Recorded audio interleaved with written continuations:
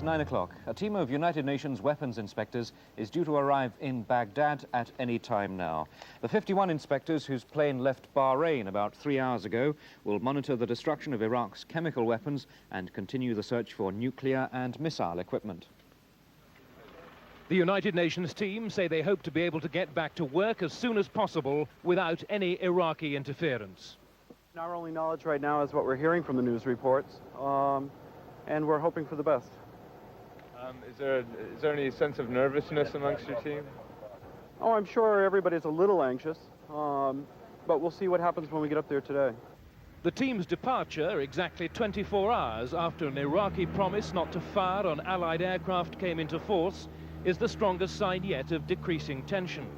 Saddam Hussein said permission for the UN to re-enter the country was a goodwill gesture to the new American President Bill Clinton. But there's news that Iraq is already rebuilding the Baghdad factory destroyed by American missiles on Sunday night. Washington claimed it was a nuclear research facility. And it's been revealed that there was American backing for an internal plot to overthrow President Saddam Hussein last summer. A senior aide to outgoing President George Bush said the plot was foiled by Saddam Hussein's highly efficient security service. Washington is winding down after yesterday's inauguration of President Bill Clinton. Last night, the president stayed out late. This morning, he'll be getting down to his first day's business. In his inaugural address, he promised to end an era of deadlock and drift. The government and British Coal are expected to face strong criticism today when the Select Committee on Employment publishes its report into the handling of the pit closure programme. On BBC Breakfast News this morning, the committee's chairman said British Coal had been guilty of monstrous mistakes. The pit closure proposals are expected to prompt more criticism of British Coal than the government in today's report. But the committee will also raise questions about the coordination of the policy between different departments. They've made monstrous mistakes. Not to comply with the law, not to consult with people is a very serious error. And how far that was a mistake of British Coal and how far the various departments of state, the government departments concerned, were to blame is a matter which the report will consider.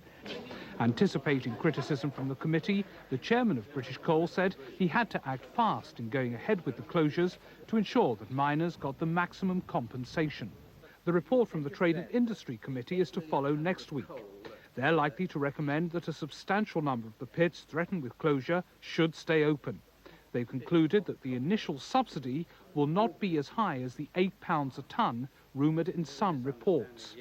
But the Cabinet have yet to decide on their final proposals. There have been heated discussions about the principles behind the policy and the costs involved.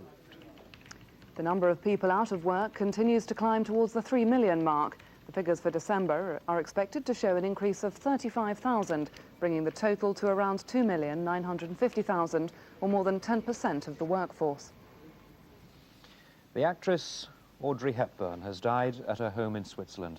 She was 63 and had been suffering from cancer.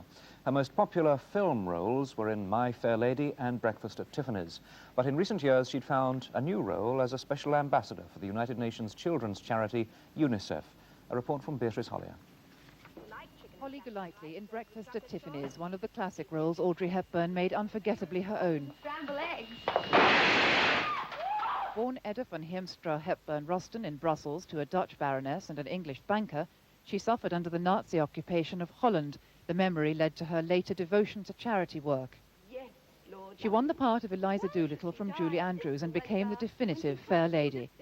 At the age of 58, she became Goodwill Ambassador for UNICEF, the Children's Fund, visiting 30 countries to help fight hunger and suffering.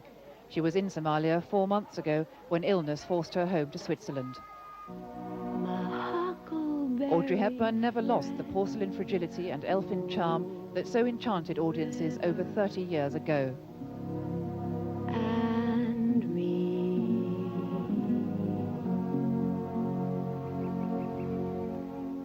Audrey Hepburn, who died last night. There will be many tributes to her. That's it from BBC Breakfast News this morning. Until tomorrow, bye-bye. Bye-bye.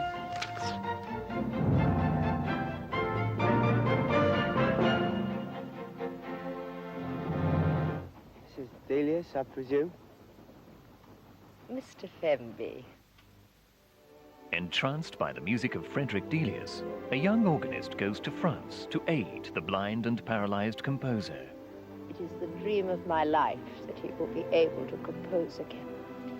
It was along this road, Fenby, that I contemplated all my finest works. Ken Russell's celebrated film Song of Summer continues the season of Omnibus Classics to celebrate the programme's 25th year. Tuesday at 10:25 on BBC1. And now to take us through this Thursday morning on BBC1, Ross King.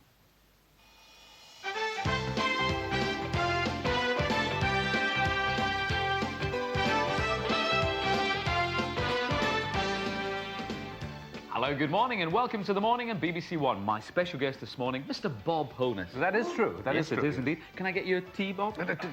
Please, no, if you'd rather not. OK, sorry about that. We'll see you later. Keep an eye out for you.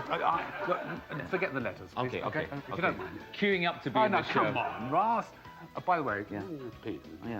Just second door on the left. Thanks All right. very much. There we go. Bob just off for a bacon butty.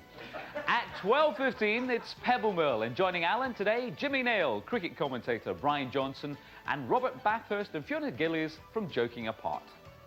And it's 10:30 as always. Good morning with Anna Nick. Good morning. Hi, and it's probably the last thing you'll be thinking about after looking at Ross, but today we're talking about sex. Everyone's talking about it in the media, but if you're not talking about it in your own home with your partner, it could be causing a problem. Our phone-in today is about sexual incompatibility. If you're not getting it together, maybe you're too tired or you just seem to have lost interest, then do call sex counsellor Tricia Kreitman, who'll be here to help on 021 609 9000. 021 609 9000. We'll be stepping out in the latest shoe fashions, as well as learning how to treat your feet to a luxurious overhaul. And you could win a wardrobe of children's clothes in our fashion competition. We'll also be looking at how to get a job abroad. So escape with us on Good Morning at 10:30. Yeah. Oh, yeah. I'll phone you. Oh, sorry. 021. Yeah, thanks.